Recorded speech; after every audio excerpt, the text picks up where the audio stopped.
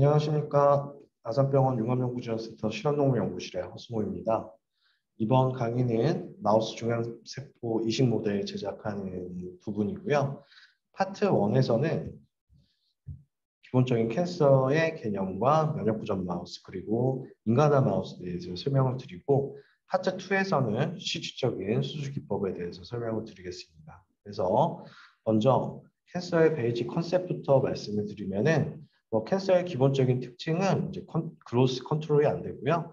유전적으로 뮤테이션이 발생을 하게 됩니다. 그리고 세포가 인물탈하게 돼서 에이포토시스와 여러 이뮨 시스템에 회피를 하게 되고요. 주변 조직으로 인베이전이 나타납니다. 그래서 주변 조직으로 파고들고 또 조직을 파괴하고 그리고 메타스타시스가 되면은 다른 먼 조직으로 이동을 해서 또 다른 장기에도 영향을 미치게 되는 그런 영향을 보이고요. 보통 이렇게 이제 세포들이 사이클 그 세포들의 분열 사이클이 있어서 이제 주제로의 기에서 쉬어야 되는데 이렇게 N페이지에서 조절이 안 되고 G 페이지로 가장 지속적으로 증식이 되는 경향을 보이게 되고요. 이렇게 종양이 발생하는 원인으로는 케미컬과 다이어트 그리고 운동적인 요인 그리고 유전적 요인 상당히 중요하죠. 그리고 호르몬적 요인, 그 레디에이션, 피지컬 트라우마, 인플라메이션 그리고 인펙션까지 관여를 하게 됩니다. 다양한 요인에 의해서 캔서가 발생을 하게 되고요.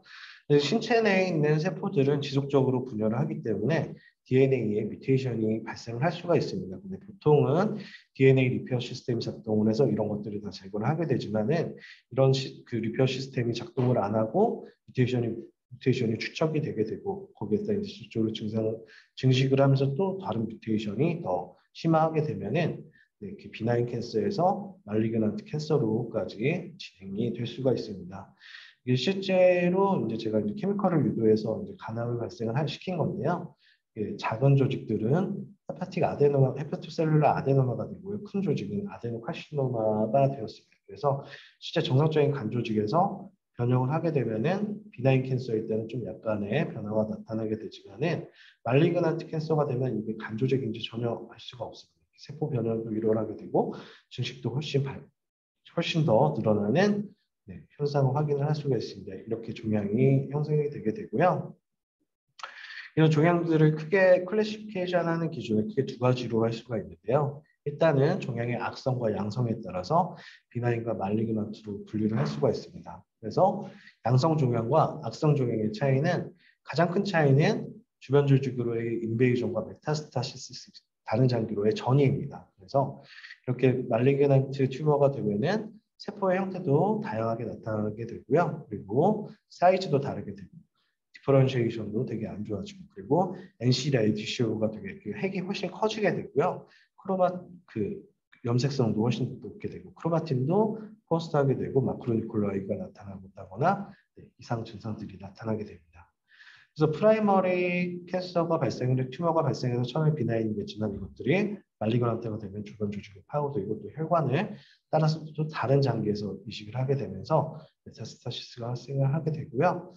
이거는 그 위암 조직인데 실험적으로 마우스에서 위암을 유발을 한 건데 정상 조직에서 인베이전이 되게 되면은 이제 정상의 어떤 근육층의 실질적인 위 조직과 같은 그랜드 조직이 나타날 수 있고요. 그리고 실제 그랜드 조직에서도 상당한 변형이 나타날 수 있습니다. 그리고 큰 매스에서는 세포학적으로 상당히 다양한 형태의 세포들을 확인할 수가 있고요.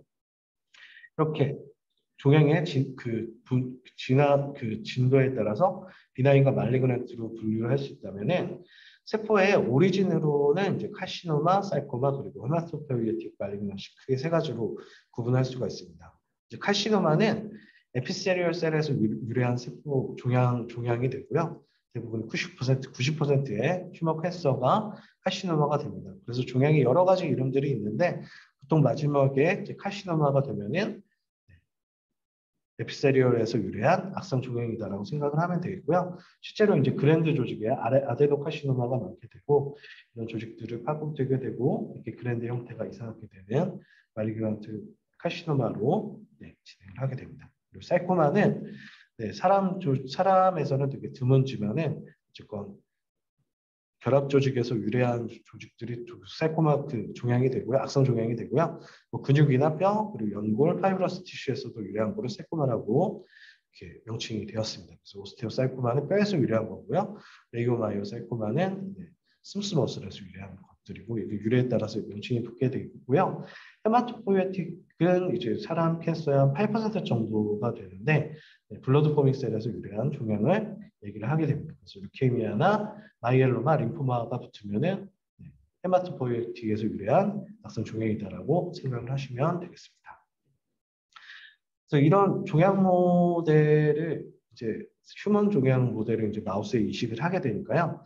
마우스에 이제 면역이 없는 마우스를 활용을 하게 됩니다. 그래서 옛날부터 활용이 되는 이제 누드 마우스들이 있고요. 그리고 스키드 마우스를 쓰다가 최근에는 NSG 마우스까지 활용을 하게 되고요. 네, 이런 마우스들이 면역 부족 마우스들이 어떤 특징들을 갖고 있는지에 대해서 종양 연구에서 많이 활용이 되는 면역 부족 마우스들의 특징에 대해서 살펴보도록 하겠습니다. 이런 것들을 확인하려면 또 기본적인 면역 시스템에 대해서 이해를 하셔야 되는데요. 면역계는 크게 이제 인네이티브 이뮤니티와 어댑티브 이뮤니티 두 개로 나눌 수 있고요. 어댑티브 이뮤니티는 보통 T셀과 B셀에 유래되는 면역 조직이고, 인네이티브는 마크로파지, 내추럴 NK셀, 뉴트로필, 에오지노필 등으로 분류가 됩니다. 그리고 T셀하고 NK셀은 두 가지 형식을 좀 공유를 하게 되고요. 이런 인네이티브 이뮤니티와 어댑티브 이뮤니티는 사이토카인으로 서로 영향을 주고 있습니다. 그래서 가장 먼저 개발된 누드 마우스는 1966년부터 개발이 되었고요. 뭐 이거는 뭐 유전자 변형을 한 건 아니고 마우스를 키우다 보니까 유전형이 특정적인 표현형이 발견이 돼서 이제 스트레인화한 자연 발생 모델이 되겠습니다. 그래서 누드 마우스는 이제 털이 없는 게 중요한 게 아니라 이제 흉선이 없는 게 중요한 게 되고요. 그래서 T 림포사이트가 존재하지 않고 B 림포사이트도 약간 기능이 벼하게 됩니다. 그리고 나머지 영역들은 거의 다 정상적이게 되고요.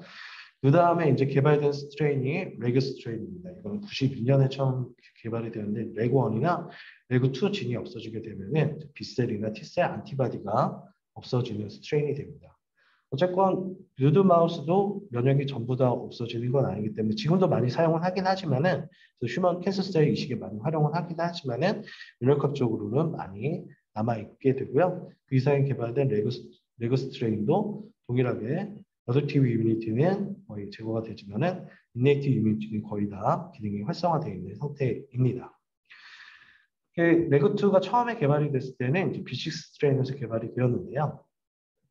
그 다음에 NOG 스트레인의 중요성이 강조가 됩니다. NOG 스트레인은 이제 면역 부족 마우스로 개발이 된 건 아니고 인브레드 마우스 중에 하나인데 난 오베스 다이아베틱이라고 해서 처음에는 당뇨 모델로 많이 활용을 했는데 이게 면역학적으로 분석을 해보니까 도체 시스템이 없고요. 마크로파지와 NK셀 기능도 유폐화되어 있고 그리고 덴드라이틱 셀 기능도 상당히 약한 거를 확인할 수 있었습니다. 그래서 NOD 마우스를 활용을 해서 면역 부족 마우스를 많이 개발을 하게 되었고요. 스키드 마우스 같은 경우는 이제 1983년에 처음으로 자연 발생학적으로 이제 확인을 됐는데 나중에 이제 확인해 본 결과 PIKDC 진이 없는 마우스입니다. 그래서 이 마우스에다가 NOD 스트레인까지 결합을 하게 되면은 B셀, T셀 안티바디가 없는 데다가 덴드라이틱 기능은 NOD 마우스 때문에 없는 거고요. 거기에다 추가적으로 컴플리먼트와 마크로파지, NK셀 기능이 임페어되어 있는 마우스를 활용해서 NOD 스키드 스트레인이 많이 활용을 하고 있었습니다. 근데 그 이상으로 그럼에도 불구하고 면역학적으로 NK셀 기능도 남아있고 그래놀로사이트는 거의 정상 기능을 하고 덴드라이틱 기능을 어느 정도 하기 때문에 추가적인 동물들이 개발이 되게 되고요. 그 다음에 이제 결합을 하게 된 게 NOD 스키드에 IL2 리셋터 감마가 녹아된 NSG 마우스를 많이 활용을 하게 됩니다. 그래서 IL2 리셋터 감마가 녹아웃이 되면은 보통 이제 사이토카인이 기능을 못하기 때문에 추가적으로 면역학적으로 임페어한 기능이 나타나게 되고요. NSG 같은 경우는 마크로파이지 기능도 거의 없고 그래놀로사이트와 덴드라이틱 셀 기능 일부 외에는 모든 면역이 사라지게 됩니다. 그래서 최근에 상당히 많이 활용이 되는 스트레인이라고 할 수가 있습니다. 그럼에도 또 아직도 면역학적으로 남은 부분들이 남아있고 또 추가적으로 사람 PDX나 이런 것들에 대해서 한계가 있기 때문에 추가적인 동물들의 개발에 지속적으로 네, 시도가 되고 있습니다. 그래서 최근에 개발되고 적용이 되는 스트레인으로는 B2M이라고 해서 마이엘로글로빈 없는 마우스들을 활용을 더 하게 되고요. NK 셀 기능을 아예 없애는 시도가 또 되어지고 있고 휴먼 류코사이트 안티젠에 TG를 시켜서 그러니까 면역 부전 마우스에 휴먼 류코사이트 안티젠 발현을 하게 해서 추가적으로 또 면역학적으로 또 사람하고 더 비슷한 마우스를 많이 제작하려고 하는 시도가 되어지고 있습니다. 그래서 최근에 보시면 450개 이상의 스트레인이 이뮤놀로지컬한 스터디에 활용이 되고 있고요. 다양한 사이트에서 관련 정보들을 확인을 할 수가 있습니다. 그래서 이런 마우스들을 활용해서 뭐 종양 모델을 많이 활용을 하고 있는데 뭐 대표적으로 쓸 수 있는 마우스들이 이제 신제닉 튜머 모델 이거는 면역학적으로 인텍트한 마우스에 이제 마우스 캔서 셀 라인을 활용을 하는 거죠. 그 장점은 면역학적으로 그 면역학적인 전체 기능을 확인할 수 있지만은 사람과 비슷하지 않은 단점들이 있습니다.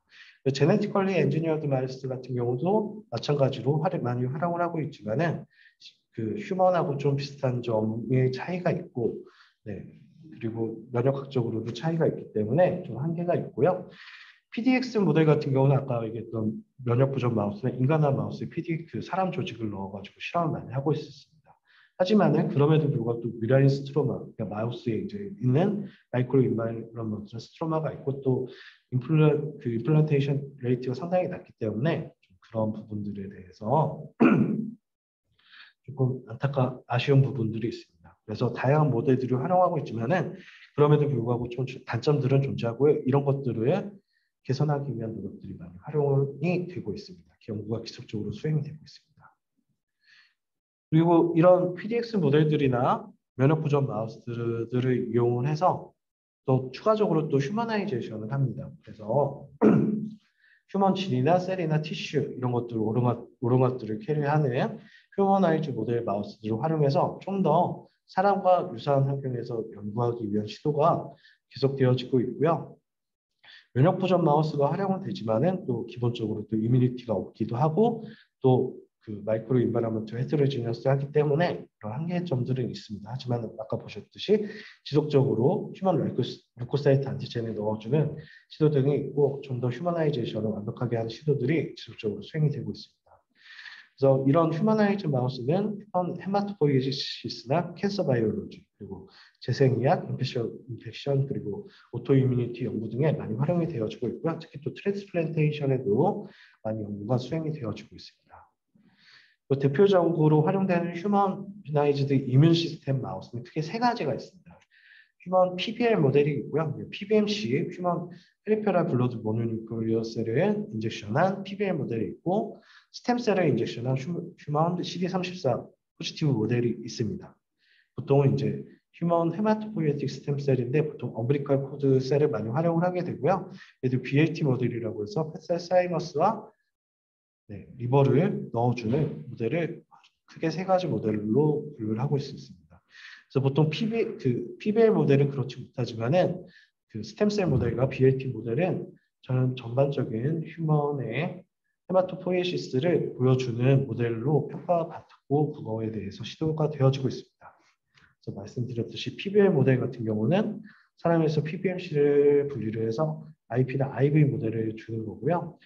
그 CD34 모델 같은 경우는 페탈 리버나 보통 엄브리컬 코드 블러드에서 34 셀을 분리를 해서 인젝션을 해주는 그 방법을 활용하고 있습니다. BLT 모델은 이렇게 되고요. 대부분 많이 사용하는 이제 그 BLT 모델은 사실 접근성이 떨어집니다. 페탈 사이머스와 리버를 인젝션하는 게 상당히 어렵기 때문에 접근성이 떨어지고 연구자분들이 많이 활용하는 모델이 PBL 모델하고 CD34 모델이 되는데 보통 NSG 마우스들을 많이 활용을 하게 되고요. 보통 이런 기관들은 보통 PBL 모델은 한 2주 정도면 셀이 올라오고 근데 GVH 그러니까 면역 거부 반응이죠.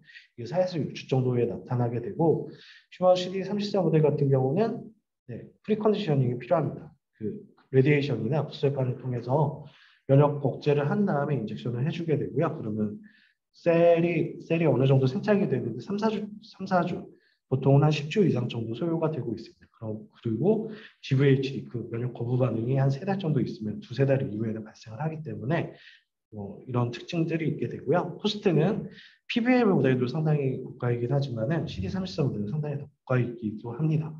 그래서 이런 것들을 참고하시고 활용을 하시면 되겠고요. PBL 모델과 HSC 모델을 조금 더 설명을 드리면은 이제 PBLC를 이식한 모델 같은 경우는 보통 이식되는 류코사이트는 보통 메인이 CD4 T셀이 되고요. CD3 T셀, CD3 T셀이 되고 보통 그 휴먼 B셀이나 마이오로이드 셀 리니지는 좀 약간 레벨이 낮게 됩니다. 그리고 제일 중요한 게 이제 휴먼 CD45 헤마토포이틱 셀의 이제 퍼센티지가 중요하게 되는데 보통 2주 정도가 되면 20%가 넘어가게 되고요. 6주 정도에 4에서 60% 사이를 유지를 하게 됩니다. 하지만 GVHD가 4주 정도에는 발생을 하게 되고요. 휴먼 CD45가 100으로 봤을 때 대부분 CD3 포지티브 T셀인 것을 확인할 수가 있습니다. 가장 큰 문제는 3-4주 정도에 발생하게 되는 이제 GVHD가 되겠고요. 그래서 실험은 단기간 정도 유지하는 실험을 많이 활용을 되고 있습니다. HSC, CD34 HSC 이식 모델은 대부분의 헤마토포ietic 리니지가 재현은 되지만은 기능학적으로 풀 디벨롭 되진 않는 또 단점이 있습니다. 그리고 기간이 상당히 오래 소요되죠. CD45만 봤을 때는 보통 8주 이상 됐을 때 20% 이상의 퍼센티지를 보입니다. 그리고 셀 파퓰레이션은 보통 처음에는 CD19가 많지만은 점점 올라가서 CD3셀이 많이 높아지게 되고요. 그래서 CD45가 올라오고 CD3가 올라오는 한 10주 정도부터 실험을 진행을 하게 됩니다. 근데 이것도 한 4개월 정도 후에는 GVHD가 상당히 많이 발생을 하기 때문에 이 윈도우가 PBMC보다는 넓지만은 한 8주에서 10주 정도 실험하는 데 적절한 모델이 되겠습니다. 만약 GVHD가 발생 안 한다면 조금 더 늘어날 수 있고요. 이런 것들에 대한 개선 모델에 대한 시도가 지속적으로 유지가 되고 있습니다. BAT 모델은 좀 접근성이 떨어지기도 하지만은 CD34 HSC 인젝션한 모델과 비슷하기도 한데 GVHD는 또 훨씬 더 많이 발생을 해서 좀 이용에 조금 제한이 있습니다. 그리고 이런 한계점들을 극복하기 위해서 이제 더 다양한 추가적인 백그라운드 스트레인을 활용한 인간화 마우스들이 개발이 되고 있고요. 그래서 연구에 적합한 마우스들을 활용을 해서 실험을 진행하시면 되겠습니다.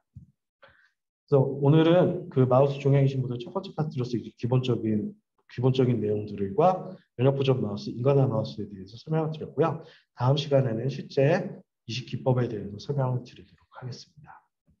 감사합니다. 평소해 주셔서 감사합니다.